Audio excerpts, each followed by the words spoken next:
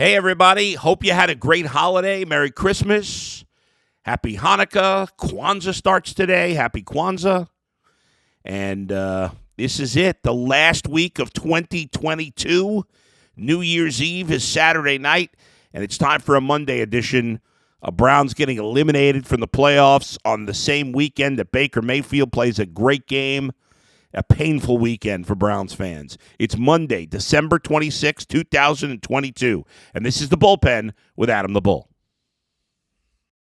Podcast is not for the faint of heart. And I do think it's time for the Browns to move on. It's not for those who ride the fence. He's proven nothing. But if you're looking for someone who tells it like it is about Cleveland sports, everybody does fandom their way. You've come to the right place. I don't think he's any good. It's time for The Bullpen with Adam the Bull.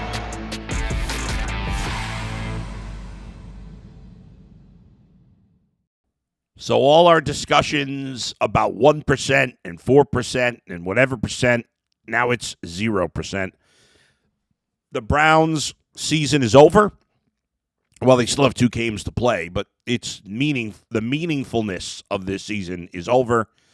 The Browns fall to 6-9 with a 17-10 loss to the New Orleans Saints in a game that, frankly, nobody played particularly well.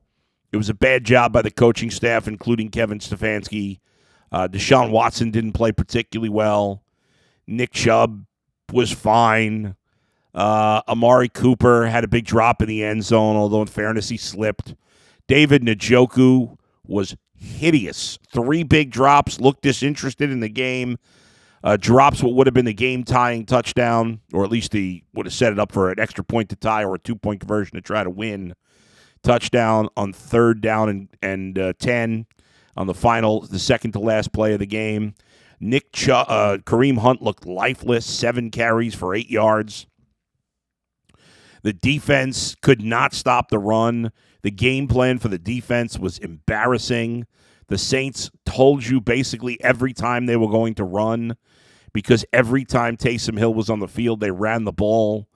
Anytime he was behind the center, anytime Kamara was behind the center, they ran the ball, and yet, what did they do? Nothing to stop them. Kamara and Taysom Hill combined 29 carries for 132 yards. When you knew just about every time that they were going to run the ball, it was just a poor performance across the board. And the Browns don't deserve to be a playoff team. They don't look like a playoff team. And I'll tell you what, I've defended Kevin Stefanski a lot this year, and including Sunday after the game, just because I'm so frustrated that fans only want to talk about coaching, it seems like. I don't know why we've gotten into this rut of it's always the coach. Let's just talk about the coach. Let's fire every loss. Let's fire the coach. But now that I've had, I don't know if I said Sunday, but obviously the game was Saturday. Now that I've had time to sit back and think about this game for, 2 days and think about this season a little more now that it's over with 2 meaningless games to go, there's a ton of blame to go around. We'll start at the top with Jimmy Haslam.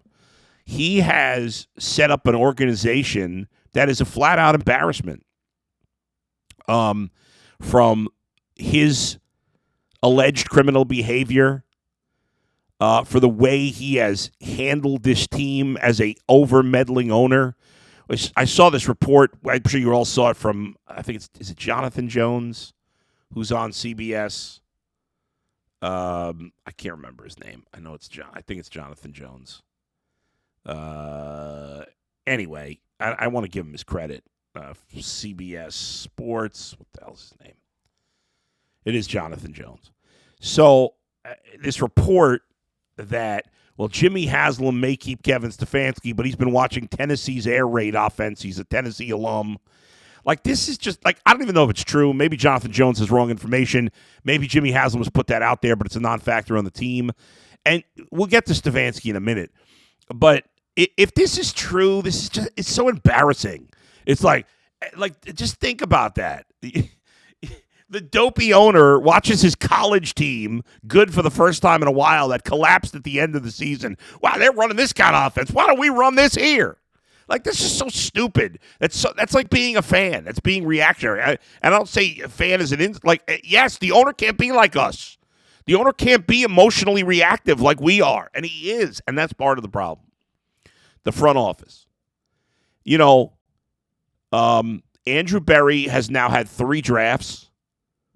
Overall, they haven't been great. He has failed to he has failed to hit for the most part with his higher picks.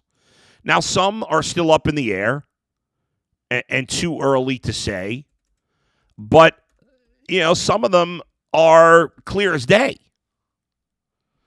And you look at it, and obviously the first one that stands out is Anthony Schwartz from last year. But let's just go back to 2020 and the first round pick, Jedrick Wills. Like, he's not very good. Grant Delpit, your second round pick, he's not very good. Your third round picks that year, Jordan Elliott, Jacob Phillips, they're not very good. The next year, Greg Newsome, JOK, both had tremendous rookie seasons. Both went backwards this year in a big-time way. The jury's still out on those guys.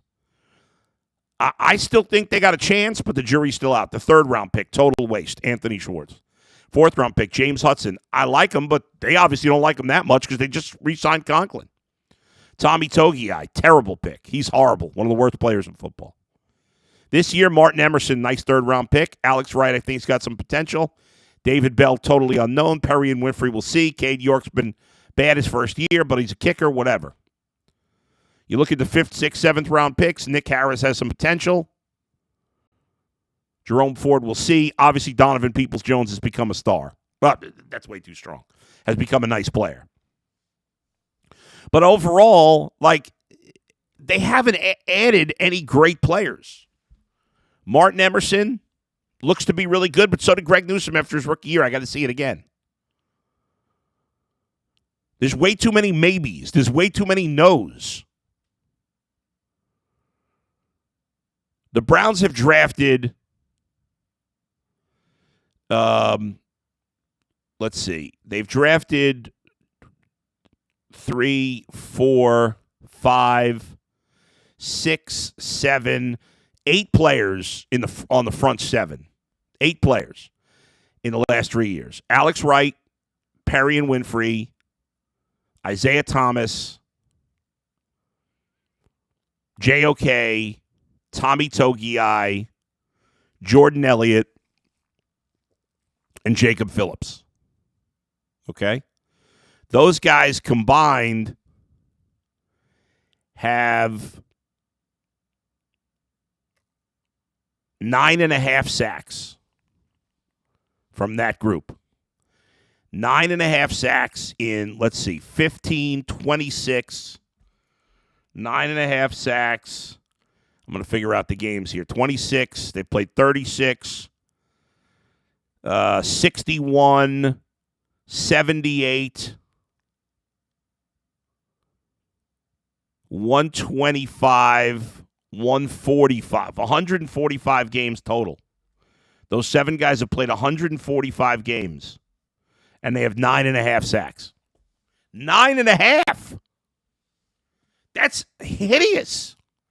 The most among them, Jacob Phillips, has 3 sacks in 20 games. But that's a problem that he's only played 20 games in 3 years. Next most, Jordan Elliott, 2.5 sacks in 47 games. 3 seasons.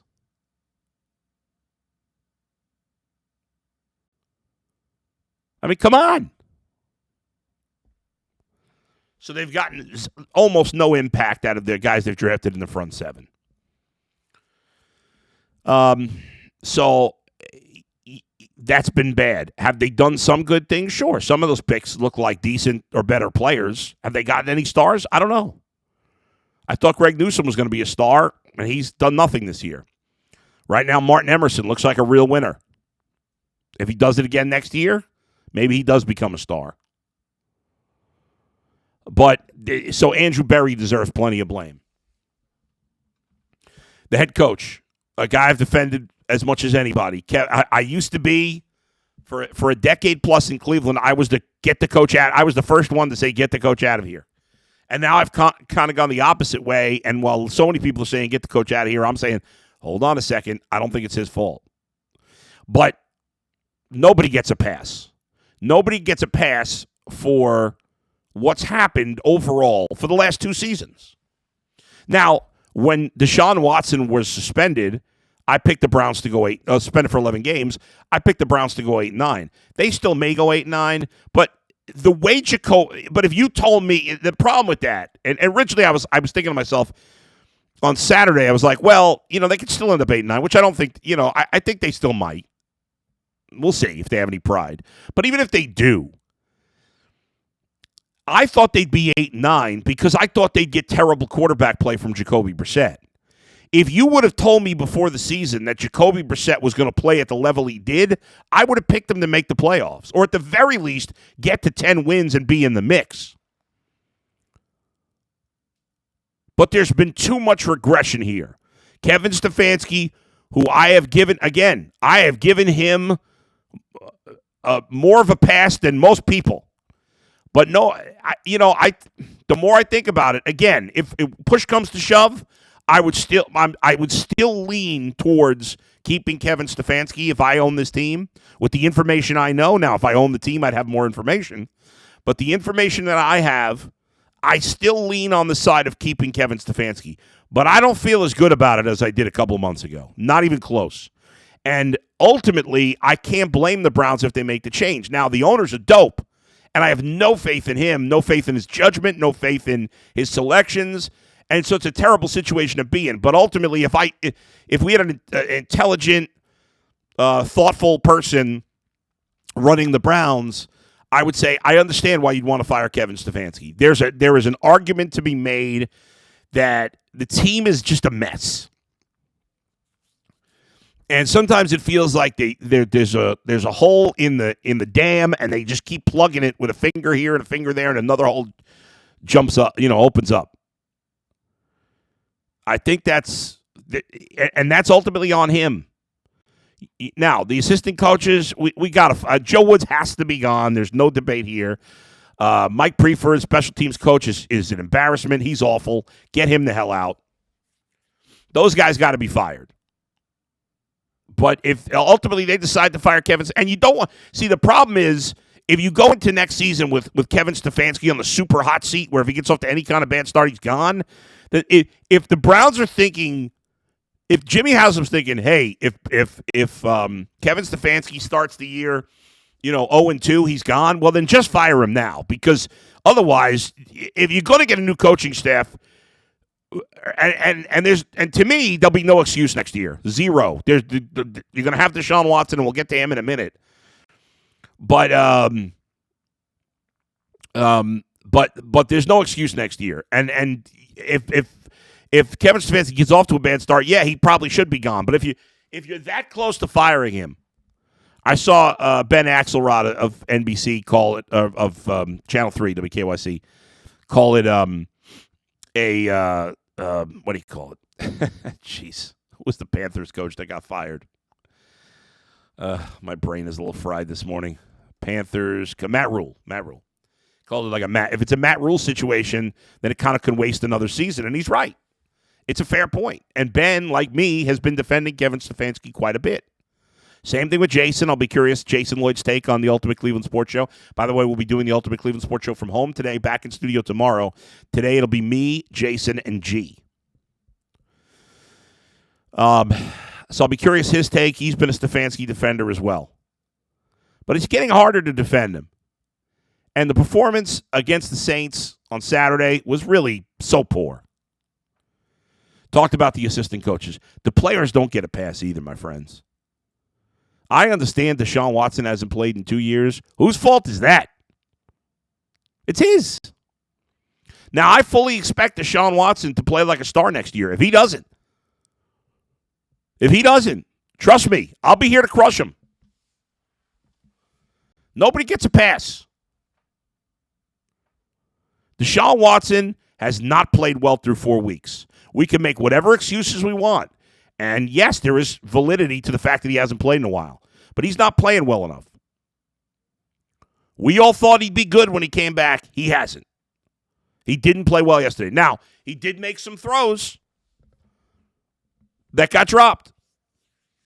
Especially the Njoku play on that final drive. You got to make that catch. But you know what? Got to make more plays. I give Baker Mayfield a pass for drop balls, and they happen to him too. They happen to every quarterback. You got to make plays. It's not good enough. Across the board, offensive line didn't play good enough. There's a lot of guys in the I don't want to hear from John Johnson anymore. I don't want to hear every week he's got talking about we need to work together. We need to do this. Shut up and play better. Stop it. Across the board. I don't understand the Conklin signing. We all thought he was going to be gone. Then he signs, and now now everybody tells me I'm an idiot because I thought he should go. The guy missed two-thirds of last season. Hasn't been that good this year. He's been fine in the passing game. Terrible run blocker. They're not very good at tackle. Teller, somehow Conklin and Teller are alternates for the Pro Bowl. I have no idea why. Neither's had a good season. Denzel Ward's played better down the stretch. All right. But everybody on that defense, not named Martin Emerson, has got to look themselves, and Myles Garrett, has got to look themselves in the mirror and said, what happened? What did I do this year? And everybody on offense, besides Nick Chubb and Joel Bitonio and Donovan Peoples-Jones, maybe Njoku and Amari Cooper. Well, Njoku, again, was so hideous on Saturday. Got to look themselves in the mirror and say, what the hell did I do this year? So if the Browns are going to stop being the punchline of every joke in the league, and right now, what can you do? You got Baker playing well. I'll get to that in a minute. He played well this last game. He did a great job against Denver yesterday. You got the Steelers with a better. I mean, it's everything going wrong for the Browns. I'd still make that Watson trade 100 times out of 100 because you can't win with Baker. People, the Baker bros are all excited right now. Good for them. Baker played great. We know what Baker is. He's inconsistent. He has his moments, especially against bad teams. I got to take a break. We'll get more into Baker, get to the Cavaliers as well. It's all coming up in the bullpen with Adam the Bull. But first, let me talk to you, folks. BetOnline.net, your number one source for sports betting info, stats, news, and analysis. Get the latest odds and trends for every professional and amateur league out there, from pro football to college bowl season to basketball and World Cup. We've got it all at BetOnline.net. If you love sports podcasts, you can even find those at BetOnline as well. We're always the fastest and easiest way to get your betting info. Head to the website today or use your mobile device to learn more. BetOnline, where the game starts.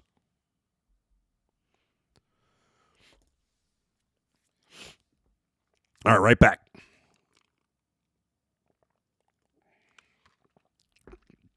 Kudos to Baker.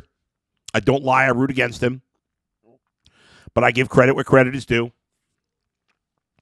He did a great job at the end of his first game with the Rams, those final two quarters. He was awful last week. And he played a great game yesterday in the Sunday Night Football game. Rams beat the woeful Broncos. Man. What a joke Russell Wilson is. I mean, he's a complete disaster. Baker, 24 of 28, 230 yards, 2 touchdowns, no picks. They ran the ball great. Cam Akers has come to life here at the end of the year, but kudos to Baker. Congratulations. It does pain me, but I give him credit. He was great. Did nothing wrong in this game. I got no negative things to say about him on the short term. I think it's silly when people go bananas. Every time he plays terribly, people like me are like, this guy stinks. And then when he plays great, the Baker bro, like, told you he's great. They finally got a smart coach. What, he never played a great game for the Browns? I'll be fair.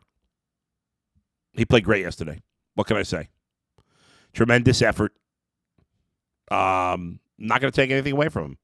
Because even though the Broncos stink, so do the Rams. And he has led them to 2 wins in 3 games. So he deserves credit for that. We'll see how he finishes out the season. They are playing, I think, 2 other teams like them that aren't. Oh no, they have a tough schedule the last 2 weeks. I was wrong about that. They're at the Chargers next week, and then at the Seahawks the final week. Although Seahawks are kind of falling apart, but they're a decent team. So Baker will be challenged. Now, Seahawks don't have a good defense, but Baker will be challenged the next 2 weeks. I'm curious to see. Maybe he does end up the starter with the Rams. I doubt it. I don't think any team's going to commit to him as a starter long term based off a couple of games at the end of the year, but we shall see. We'll see what the future holds. At this point, for now, in one game, he played very, very well. You know? All right. Elsewhere around the NFL, we'll get to the Cavs in just a little bit. In case you're interested, I'll go rapid fire around the rest of the league. Jaguars beat the Jets 19-3 on Thursday. We talked about that a little bit already. With the Titans losing, lost to the Texans 19-14. The Titans are completely falling apart. Jags look to be in the driver's seat. Right now they are the 4 seed in the AFC because, well, somebody has to be from the AFC South. They're in the driver's seat to win that division. This next game doesn't matter. Jaguars and Titans, the next game is meaningless because even if one of them wins, the other one loses, doesn't matter. They're playing each other in Week 18, and the winner of that game wins the division, no matter what happens this next week. So it'll be interesting to see if some of these teams like rest guys. Other AFC North games, Bengals beat the Patriots 22-18. That's a final score that's never happened in the NFL before. Bizarre game. If you watched any, well, you couldn't have because it was during the Browns. I went back and watched the whole thing after. Bengals were up 22-0 at halftime, completely dominating the game. Then they made some uncharacteristic turnovers in the second half. Patriots actually had the ball down 22-18 in the red zone in the final minute until Ramondre Stevenson fumbled, and that was it. The Steelers score late Saturday Night Football, Christmas Eve football, to beat the Raiders 13-10. And now they have a better record than the Browns, which is also pretty depressing, and they have, again, a chance to get over 500 with a late run. But they got to win their last 2. We shall see. Of course, they're Steelers playing the Browns the last week of the season. They're at the Ravens this week, and then they host the Browns the final week. And speaking of the Ravens, they clinched the playoff spot. Bengals clinched the playoff spot when the Jets lost to the Jags. And the Ravens clinched the playoff spot with their 17-9 win over the Falcons. By the way, had the Browns won, they would have been alive for the playoffs since the Dolphins lost yesterday 26-20. Chargers did win, but the Browns would still have had a path with the Dolphins. Right? The Chargers didn't win yet. They're playing tonight, but the Browns would still have been alive, but obviously doesn't matter now. Panthers, very impressive performance. Man, they've gone 5-5 with Steve Wilkes, 37-23. Even with the Bucs winning last night, 19-16, Panthers do control their destiny. If they win their last 2, the Panthers, they would get to the playoffs because they already beat the Buccaneers, and they're playing them again this week. So if they win their last 2 at the Buccaneers, at the Saints, they'll go to the playoffs at 8-9. Bills handled the Bears easy 35-13. Seahawks, Chiefs, no problem with the Seahawks, 24-10. Vikings in a wild fourth quarter outlasted the Giants 27-24. And the Niners looking great even without Garoppolo, 37-20 over the Commanders. The Cowboys-Eagles game was a good one. The Cowboys win that 40-34. Minshew played pretty well, but not enough. And the Buccaneers, I mentioned, they beat the Cardinals in overtime last night. The Sunday slate, the Christmas Day slate was not great games to watch. Although 2 of the 3 were close. Tonight, Chargers at Colts. Colts again in the night game. Unfortunately, Chargers are a 4-point favorite. I'll take the Chargers on the road in that one. Jeff Saturday clearly in over his head. So there you go. Playoff picture, in case you're interested. The teams that have clinched playoff spots in the AFC, Bills, Chiefs, Bengals, and Ravens are in. Jacksonville and Tennessee for the AFC South title in the 4 seed. Jacksonville has control right now, but they'll play each other the last week. Whoever wins that game is the 4 seed. Right now, the Chargers are the 6 at 8-6. The Dolphins are the 7 at 8-7. But the Patriots, Jets, Titans, and Steelers are all alive at 7 and 8. Only a game back of Miami. Even the Raiders still alive at 6 and 9. In the NFC, the Eagles, Vikings, Niners, and Cowboys have clinched. Cowboys could still win the division if they win their last 2. Eagles lose their last 2. Buccaneers hold the 4 seed, the NFC South title. But as I mentioned, the Panthers control their own destiny at 6 and 9. If they win out, it would include a second win over the Bucs, and they would get that spot. The winner of that division is the 4 seed. Right now, the Giants or the Cowboys are locked in at least a 5 if they can't come back and win the division. Giants are 6th at 8-6-1, in good shape to make the playoffs. Commanders are the 7th seed, 7-7-1. Seahawks, Lions, Packers all at 7-8. Lions, Seahawks blowing opportunities to get over 500 and take that final spot. Both blow it. Packers get to 7-8 with their win. Mentioned the Panthers still alive. Saints still alive for the NFC South too, with their win at 6-9. But obviously they need help. I think they need the Panthers to beat. The Saints got to win their last two, and they need the Panthers to beat the Bucs. I don't know if the Bucs have to lose their last game too. I'm not sure. I don't know what the tiebreaker is. Let's see. I think the Bucs beat the Saints twice. So the Bucs have to lose out, and the Panthers would have to. Yeah, Bucs have to lose out, and then the Saints would have to beat the Panthers. That's what would happen for the Saints to make it. So still a lot going on in the playoff picture there. Take one more quick break, come back, and talk about the Cavaliers. That's coming up next right here in the bullpen with Adam the Bull.